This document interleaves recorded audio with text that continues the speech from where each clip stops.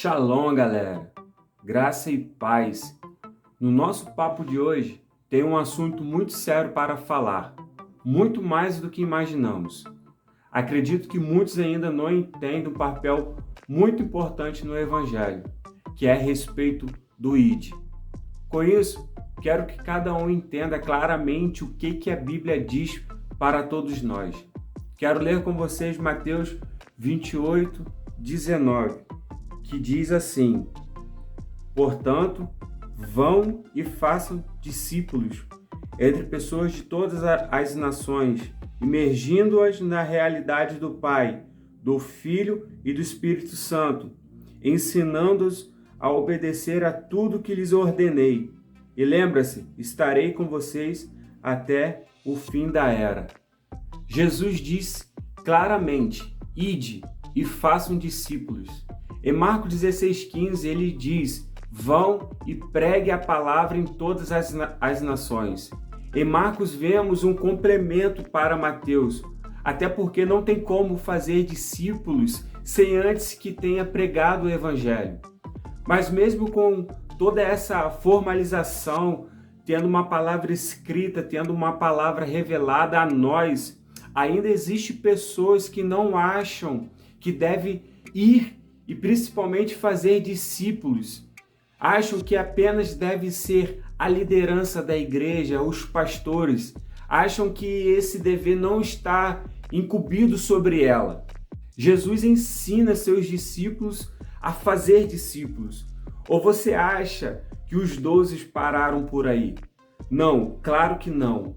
Eles continuaram fazendo discípulos sucessivamente e, claro, os seus discípulos aos seus discípulos.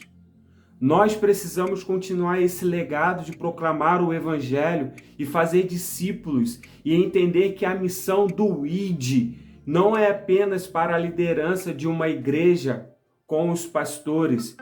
Essa missão de proclamar o Evangelho é minha e sua também. Em Marcos 16:17, na versão judaica, ela diz assim: e esses sinais acompanharão aos que confiarem.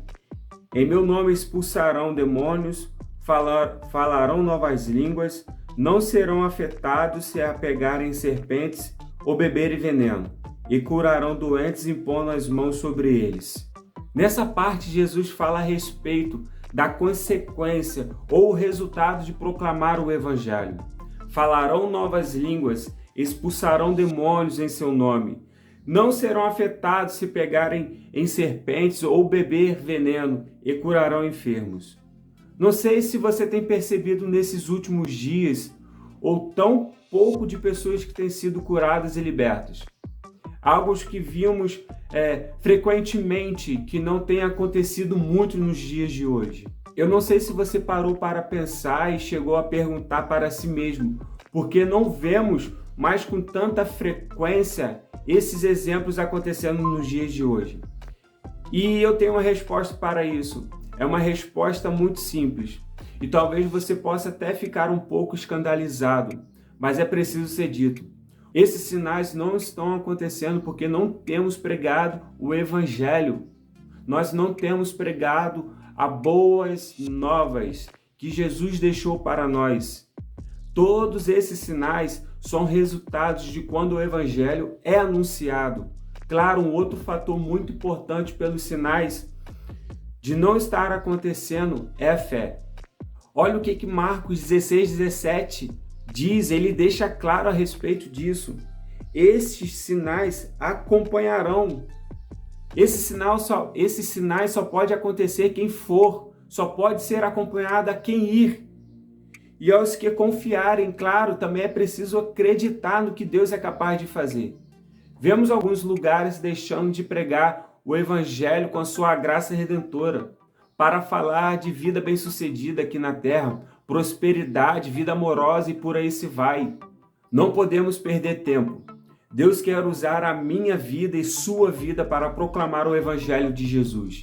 Ir nesses lugares aonde o Evangelho genuíno deixou de ser pregado.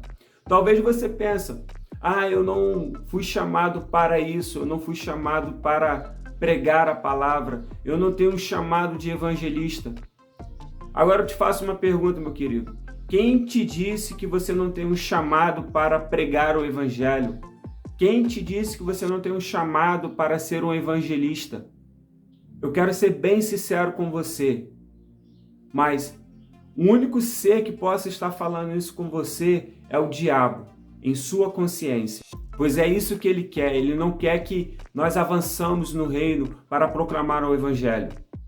É isso que quero que você entenda. Todos, absolutamente todos nós fomos chamados para pregar as boas novas. Se você for orar a Deus e pedir para que Ele te revele sobre isso que eu estou falando, seja verdade sobre sua vida, esqueça. Esqueça porque será perca de tempo para a sua vida. Porque Deus, Ele não vai te revelar algo, sendo que já está revelado em sua palavra. Talvez você diga, vou orar então para ver como devo ir. Ok, excelente.